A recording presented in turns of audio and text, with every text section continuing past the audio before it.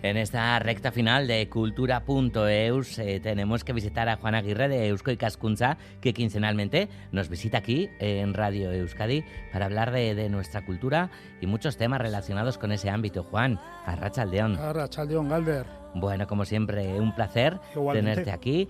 Y cuéntanos de lo que nos vas a hablar y con quién vamos a charlar, porque, bueno, pues sabemos que una ponencia que ha tenido lugar hace poco, pues ha sido la excusa o el motivo, ¿verdad?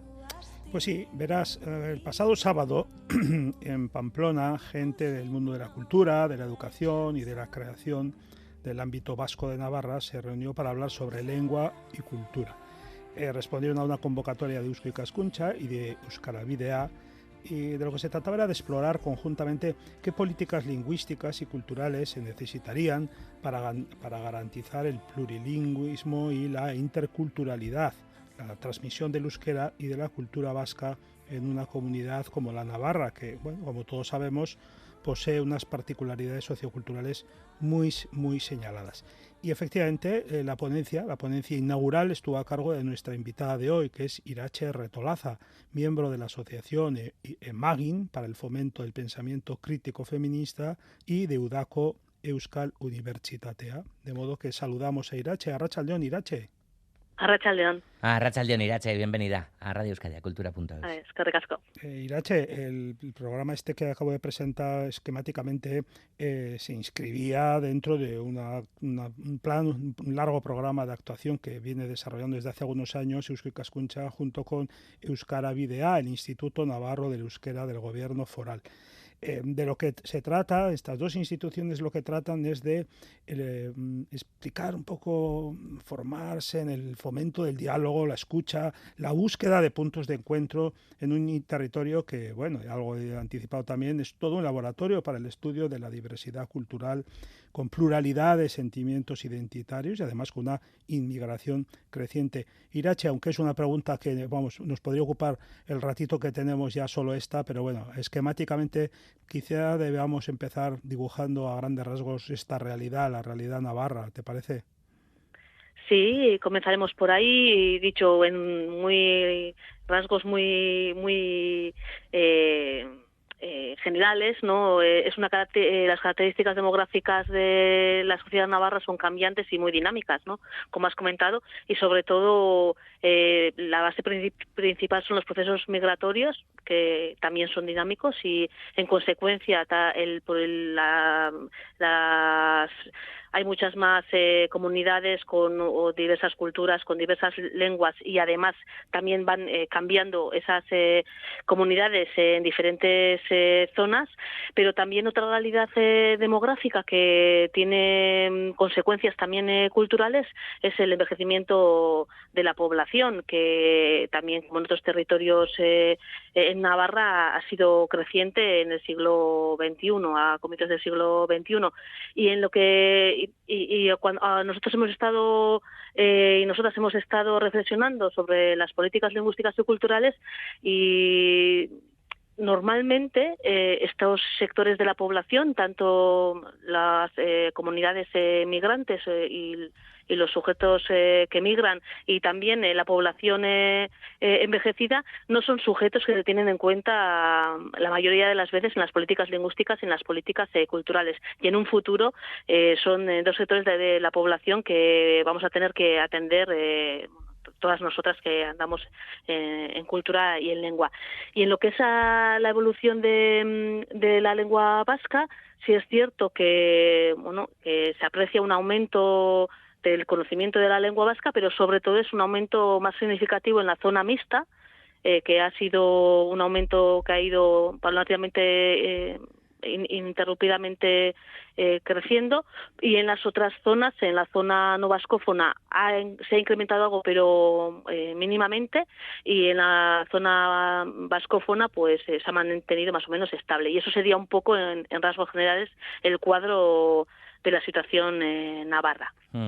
Y al complejo contexto social y cultural, ¿no? También hay que hablar de otros aspectos, como el trabajo que se está haciendo entre Eusko Ikaskuntza y el gobierno foral, que trata de garantizar la transmisión del euskera y también de la cultura vasca como patrimonio de toda la ciudadanía de Navarra y también como elementos para el enriquecimiento colectivo.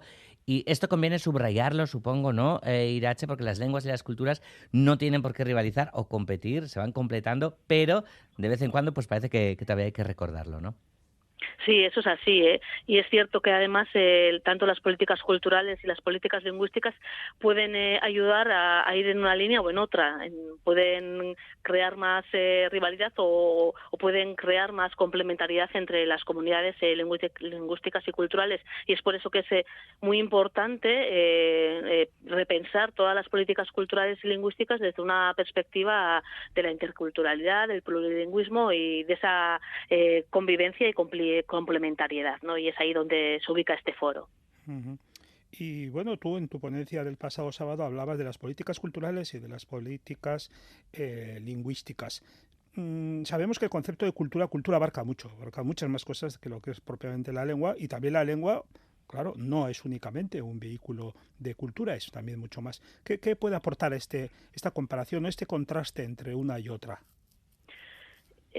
Como he comentado en este foro, concretamente dialogábamos sobre la relación de las políticas culturales y con las políticas lingüísticas, porque es cierto que aunque unas tienen repercusión directa en las otras, generalmente se diseñan y se articulan de una manera muy independiente, ¿no? Y en consecuencia siempre hay como algunos ángulos ciegos en los que no actúan ni las políticas lingüísticas ni las políticas culturales, e incluso hay artículos o puntos en los que se pueden contradecir.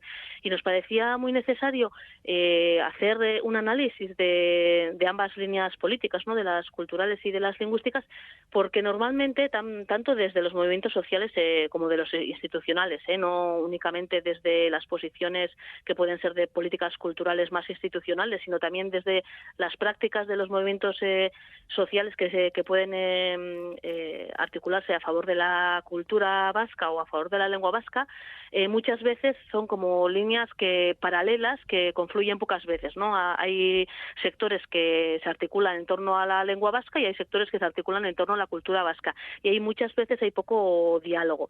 Y un ejemplo de este tipo de vías paralelas podría ser la Ley de Derechos Culturales que se aprobó en 2019 en Navarra, en los que se incide en el derecho de todo ciudadano en participar en la vida cultural y también en expresarse en la identidad lingüística y cultural que desee, pero en toda la ley no hay mención alguna ni al euskera ni a la cultura vasca, ¿no? Y en consecuencia la zonificación lingüística que se articula en otra ley foral obstaculiza la aplicación de esos mismos derechos culturales que se mencionan en la ley de derechos culturales, ¿no?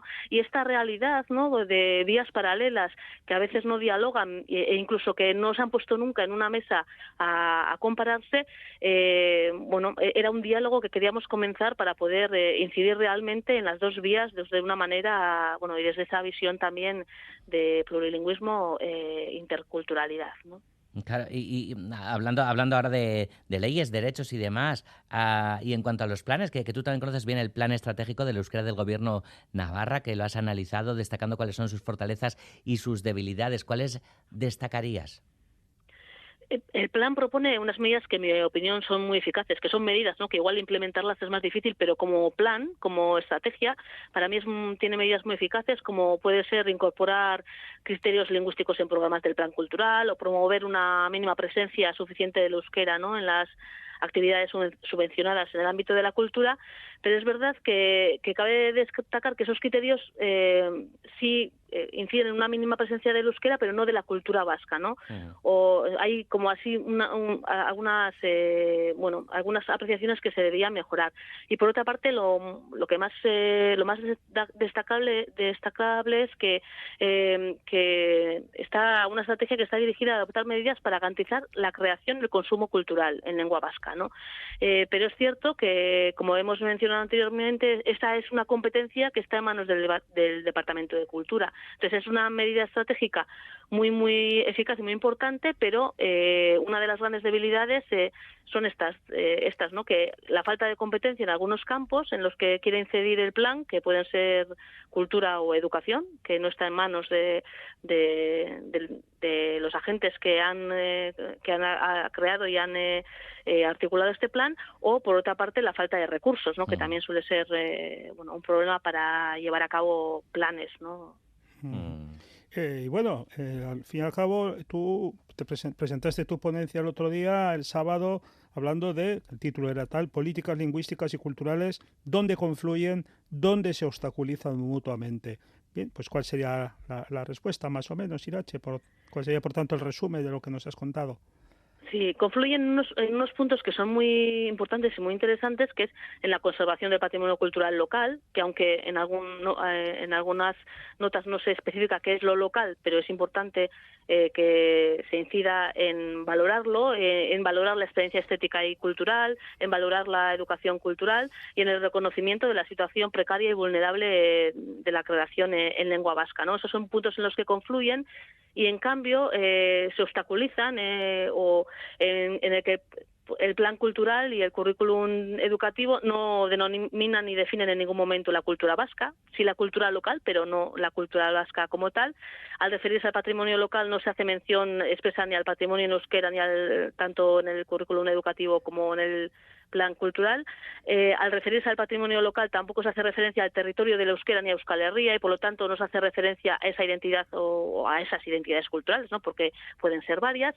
Y por último, en el plan de cultura no se hace mención expresa ni a las medidas de fomento de la cultura vasca y es por ello que, aunque en el plan de lengua y en el plan de euskera, en las políticas lingüísticas, sí se hace mención al fomento de la cultura vasca, no tiene competencia para poder desarrollar ese fomento de la cultura vasca. Entonces hay como algunos ángulos ciegos que se deberían de replantear para poder incidir tanto en las políticas lingüísticas como en las culturales desde esta perspectiva también. O sea que la cosa va bien, va por el camino, pero todavía hay mucho trabajo por hacer, ¿verdad? Sí, hay trabajo por hacer, siempre, sí. Bueno, pues de todo ello seguiremos hablando también en la medida que el tiempo nos lo permita. Irache Retolaza, te agradecemos mucho que hayas estado esta tarde en Cultura.eus en Radio Euskadi. Se nos ha quedado cortito el tiempo, como nos pasa tantas veces, que queríamos charlar de otras muchas cosas. Pero Juan, desde luego, ¿no? Sí que nos ha ayudado Irache, ¿no? A que tengamos una perspectiva clara del asunto. Muy interesante el tema este, además. Desde luego que sí. Irache, Milla Esker. Soy Eskerrik asko. Gero arte. Juan, pues aquí de vuelta en un par de semanas con el nuevo tema que nos traiga Juan Aguirre de Eusko Ikaskuntza para cerrar estos Cultura.eus. Eskerrik asko, Juan, un abrazo. Hasta la quincena, Galder, agur. Agur.